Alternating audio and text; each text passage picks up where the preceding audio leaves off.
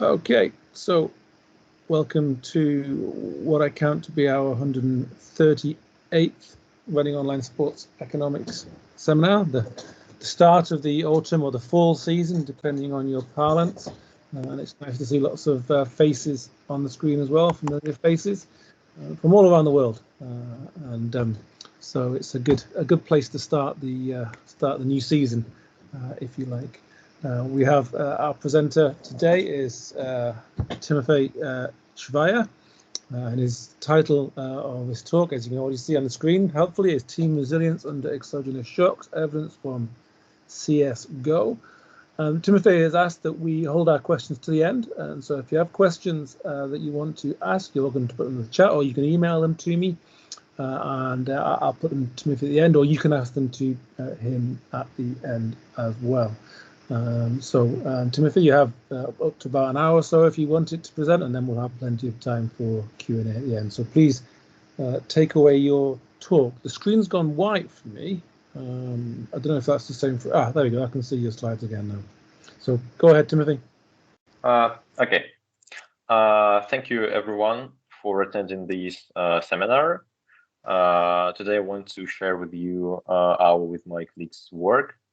And to start with, we live in a fastly, rapidly developing world where humanity faces more and more shocks. And this is why we decided to study resilience, because people need to stay resilient and to upcoming shocks. And we decided to focus our study on esports. We'll talk about this a bit later. Okay, and now we need to define some terms. First of all, how we define shocks. Exogenous shocks. They are unanticipated, low likelihood, and potentially high impact events originating from an organization's environment. And also, these shocks affect organizations by forcing them to adapt their strategies, business models, structures, and business processes to react to changing conditions and avoid extinction. And what is resilience? We define it as the ability of organization to anticipate, prepare for, respond, and adapt to incremental change and sudden disruption in order to survive and prosper. And team resilience is just the team-level capacity to respond and bounce back from adversity. So it's all about responding to the shock and surviving. And here we come to our key question: what drives organizational resilience? And to answer this question, we decided to use esports as a laboratory. Particularly, we focus on Counter-Strike Global Offensive game. And if you listen, for example, for Petr Parshakov papers or read them, you must be familiar with this game, but for those who don't, some context. It's a first-person view shooter in which teams consisting of 5 people fight each other. And on professional scene, teams are competing on 7 different virtual arenas. We will name them maps. And on each map, or in each match, there is from 1 to 5 different maps played. Usually, teams are playing in formats best of 1 or best of 3. So in best of 1 format, the team which first wins the match. In best of 3 format, the first team to win 2 different maps wins. So in average, in our dataset, we will have 1.85 maps played. So it's just because best of 1 and best of 3 formats are the most popular. And maps are really important, and they differ a lot. First of all, they differ in visual design. For example, maps can be placed in urban landscapes, factory complexes, and even in abandoned castles. Secondly, the size of maps differs. and this affects the choice of tactics and weapons. Thirdly, the most important difference is the difference of layout and landscape, including the presence of multi-level locations, large open spaces, doors, narrow and wide aisles, and so on.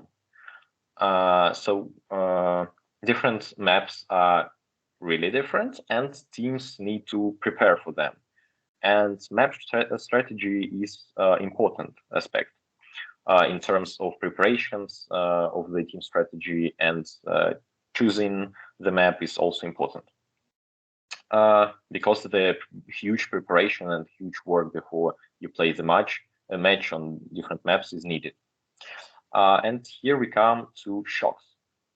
And in this game, there is a sudden event which can be considered as exogenous shock. So the developer of the game sometimes, usually one time every 1 or 2 years, delete one map from map pool, the pool from which maps are selected for the matches. And they replace it by adding another map.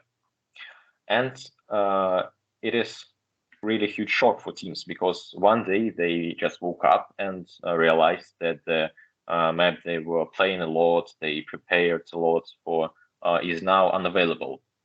But now they have to prepare for one new map and play it. So it is a huge shock for them. And these shocks fits the definition given above really good. It is unexpected, since the update comes out suddenly and no one knows about it in advance. Secondly, it is really unlikely to happen, because it happens rarely, as I have mentioned, every time, every 1 or 2 years. And the probability of being removed for each map is really low, because there are 7 of them, and the developer removes one random map. And finally, it has a big impact on team performance, as it is a big hit for those teams who were concentrating on this particular map. And it affects teams hugely by disrupting familiarity, eliminating their tactical advantage, because they are not allowed to play this map again.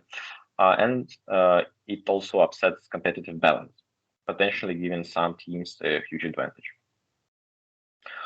And to answer the question, what may drive resilience, we use basically 2 groups of variables. First of all is business, or in our case, map strategy. And we measure concentration on specific operation, specific map, and also diversification of operations. To measure team composition, we have chosen, first of all, national diversity, also age, and turnover in the team. To measure these metrics, we use the following variables. For concentration on specific operation, we use play on changed map, deleted map. It's just the proportion of games which were played on the deleted map. For diversification of operation, we use Herfindahl-Fischermann index. It's simply the sum of squares of proportions of games on different maps. So, for example, if you play 2 maps, one is A, second is B, the HHI index is 1 second in square plus 1 second in square, so totally 1 second. And to measure national diversity, we use maximum number of players from one country or region. To measure how many people in team is speaking one language originally. So they all can speak English, but originally it may be only 3 or 4 people. To measure age, we use average age of the team, as well as maximum difference of age. To measure turnover, we use number of shifts in the team. So sometimes teams shift their lineup, they remove one player, add another one, so we also control it. And here we come to our research design. As an dependent variable, we use team performance, and we control it for 3 months before the shock. Also, we control map strategy and team composition variables.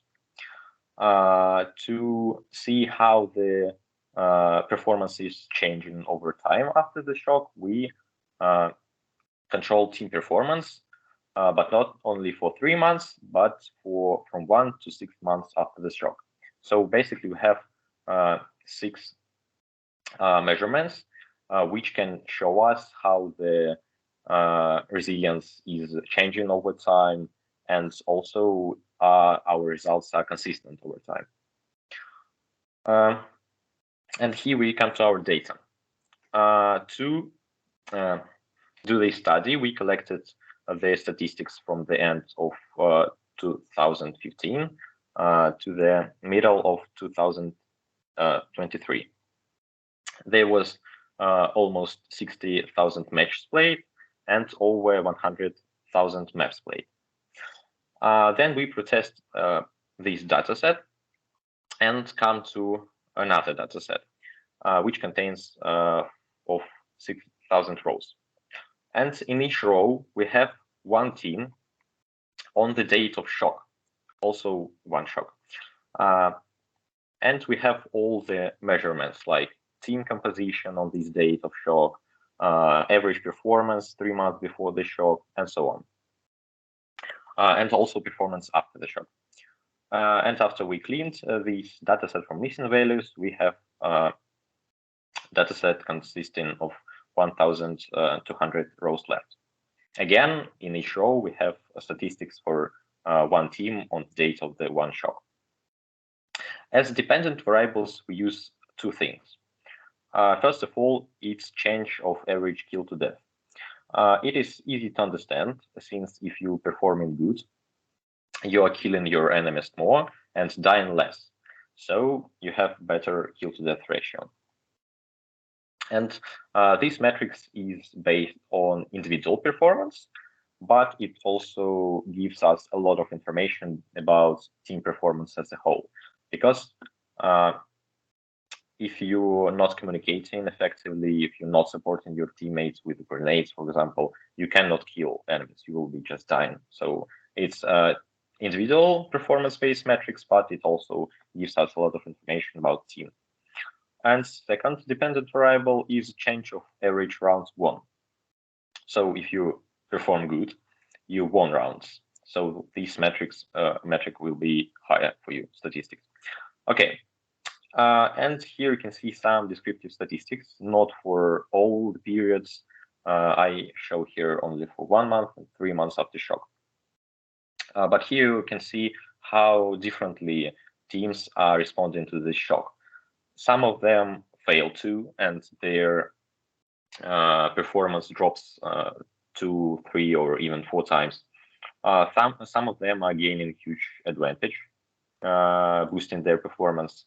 But in average, you can see that all of them are close to 1. So ratio of the performance after and before the shock is close to 1 for all teams. But some of them are gaining advantage, some of them failing to. And here are our independent variables. And here we should focus on the first column, the HHI index. The mean value of HHI is 0.25, and that means that the team is concentrating on about 4 to 5 maps. It is important, let's remember it. And here we come to our results. So on our regressions, we found out that, first of all, the concentration on the deleted map doesn't affect team's resilience. So even if you are playing a map a lot and then it is removed, it doesn't affect your resilience. What is more important, both HHI and HHI squares, square variables, are significant in regression. So there is dependence, non-linear dependence, and there is an optimal level of HHI to be the most resilient team.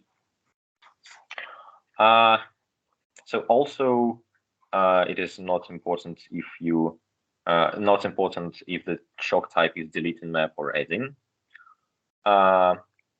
Also, we found out that average rank of rivals, which shows whether the team is experienced or not. So if you have teams are ranked from 1 to infinity, where 1 is the best team.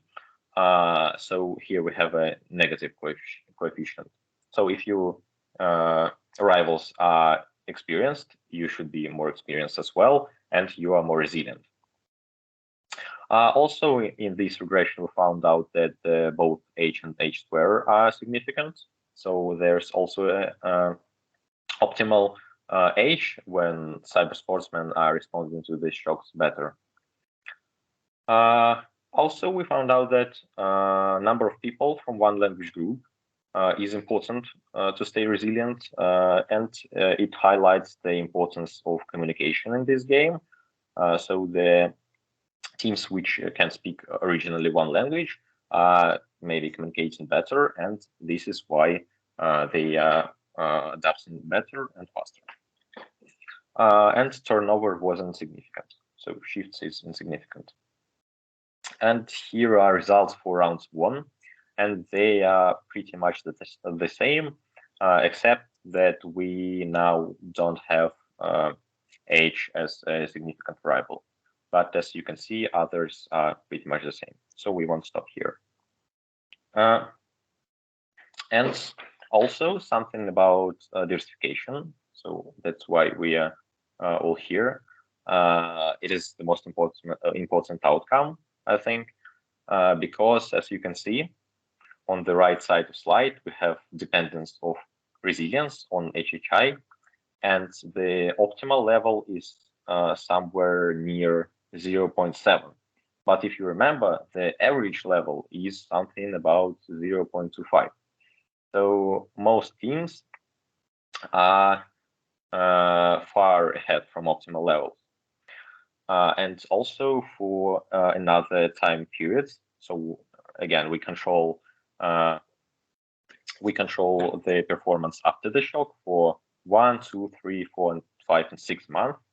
And for another time periods, the turning point for HHI is even higher. So it's from 0.7 to 0.85. And here are our outcomes. First of all, there is an optimal level of diversification. And in short term, teams with less diversification are more stable. And the optimal HHI level is far from the average. So teams nowadays are not enough focused. And surprisingly, concentration on changed map doesn't impact on team resilience. So there may be something more important than concentrating on deleted map. For example, experience or average age of players, which drive resilience, but not this factor. Also, not surprisingly, now variables which showed team compositions, this is age and number of players from one language group, are significant for team resilience. And finally, the turnover is insignificant for change in team performance. So teams which shift their players often and don't stick to one consistent lineup are still as resilient as their colleagues which do not shift players. And this is all for now. Thank you again for listening. I'm ready to answer your questions. Fantastic. Thank you very much, Timofey. I'm going to give you a Teams round of applause. It was a really interesting talk. As you mentioned, Peter introduced us to the Counter-Strike. Obviously, I got the name of it wrong when I introduced your talk, Global Offensive, a little while ago. It looks really interesting. We've got lots of time now for questions and comments. If anyone's got any questions and comments for Timofey, please do raise your hand.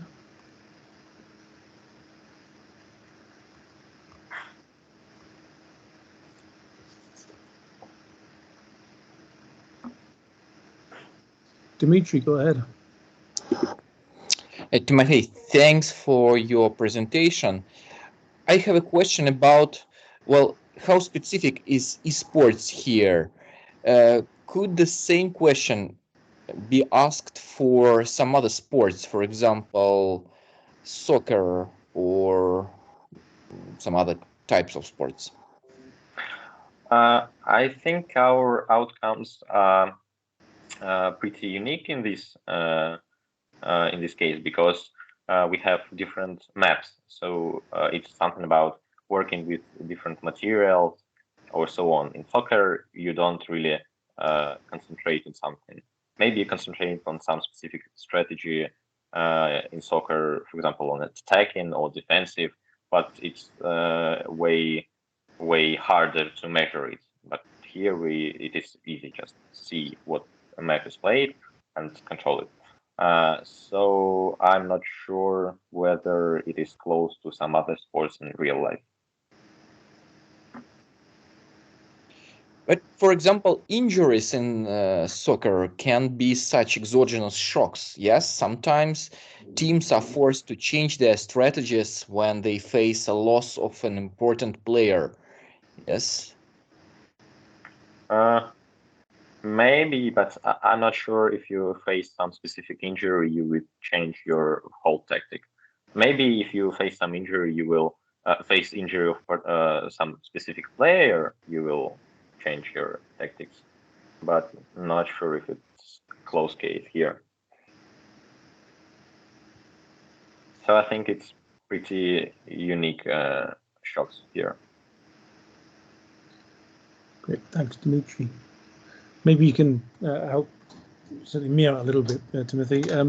With these different maps, when you showed that screen with a little kind of thumbnail for each possible map, I mean, what drives, if I'm logging on, what drives my choice of which map I'm going to play on? Is it because are people already there and I'm going to join them, or am I talking with friends and I'm going to go on and we're going to play on a particular map? Can you tell me a bit more? I mean, I might have missed it when you were talking, but can you tell me a bit more about the choice of which map? I'm not sure how it is happening on professional scene, but I think it's something about if you have, for example, really a good sniper in your team, you would choose maps with huge open spaces, so you can get benefits from these. Or if you, for example, if players which are connected in this team were playing some map a lot before they came there, they have more experience in it. So maybe they will also choose to play this map. So is it a team against the computer, or are there two teams? No, it's two teams against each other. Yeah. So if you're just turning up, or maybe I guess therefore you wouldn't, you'd become part of a team, and then that team would organize with another team to log on at the same time and start a game or something. Is that how it works? So in professional scene, again, you have something like if you have tournaments, you need to log on the same time and go to the same server, so you play in the same location against each other. So it's real people facing real people in the sports. It's really interesting. My other question was, I'm taking the time that others might have questions for, but hopefully they're useful. How exogenous is this shock? Is it literally just, I mean, is it the guy that changes it? Is it a person somewhere in a room somewhere in the world, or is it some organization that changes the maps? I mean, how do they do it? Again, it's the developer of the game. So they originally made a map pool, and they also are changing it. So again, not sure if there is one person changing it or the group. So it's basically the group, of course. It's the developer of the game, but who is in charge of these changes? It's no one knows. And it is the benefit of this shock. So no one knows when it happens. No one knows why it happens. So you cannot predict such shocks. But I guess if it's the developer, then the developer has some interest in ensuring that the game's popularity remains. I mean, I guess you don't have any stats on how often people go into these different maps, do you, or do you know that, and therefore you can get a sense of whether there's some kind of relationship between that one isn't being used, therefore it's being cut, these kinds of ideas? Yeah, it's true that they have some statistics on which maps people are playing more, but speaking about real life experience, what is happening with this game, a few years ago they deleted the most popular map, so it's not about popularity in this case. So they just making decision on, I don't know how, not on popularity based. Great. That's my questions for now. Has anyone else got any questions that they want to ask Timofey?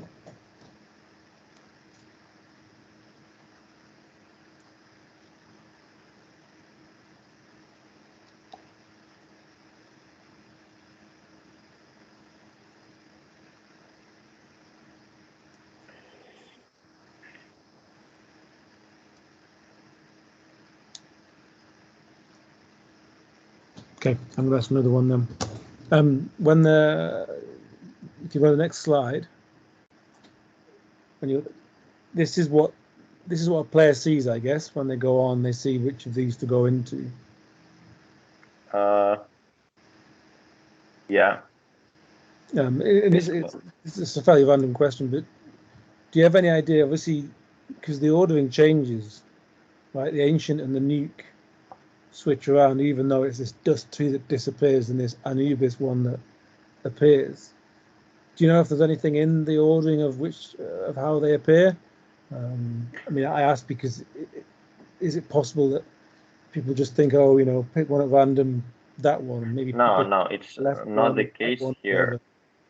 Again, like professional teams, they are preparing for each map, so they're really playing before some event. They are preparing, playing it against, for example, not professional teams, but against some random people.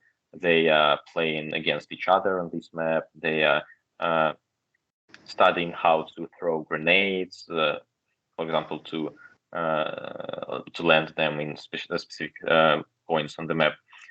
So they, when they go to some events and they face professionals, they know exactly what maps they are strong on, and which map they don't practice a lot, so they shouldn't play them. Okay, that makes sense. So it's not, it's a premeditated choice which map you're going to choose. So I guess that means in principle you could have organized your game with someone. This is what you were saying in your talk, and then you'll log on in the morning and that map disappeared. What happens in that context? Do people just choose a different map and play, or do they just say, right, game's off for today, we'll play again tomorrow using this map instead? So again, in which study we focus on professional teams. So all the data taken is for teams which play on some tournaments. So usually with some money prizes. So they know exactly what to do.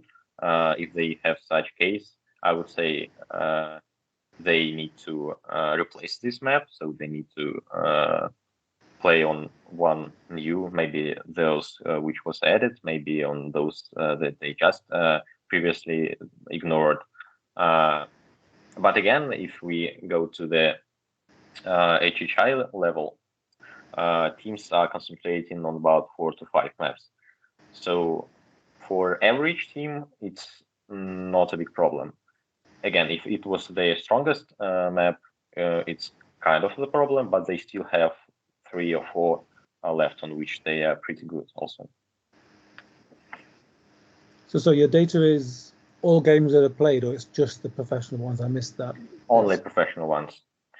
Yeah, I think it's important to highlight it, but all the matches are matches on professional teams. So here are professional teams which prepare for, and so not just random people. But even these professionals, I mean, it kind of almost seems a bit surprising, I guess, if it's professional and it's organized, that they can organize this and then turn up and then the map has changed. But I guess it's the nature of the way the game is set up that this kind of uncertainty is there, which seems fascinating and really interesting. Wasn't really a question. Does anyone else have any questions and comments?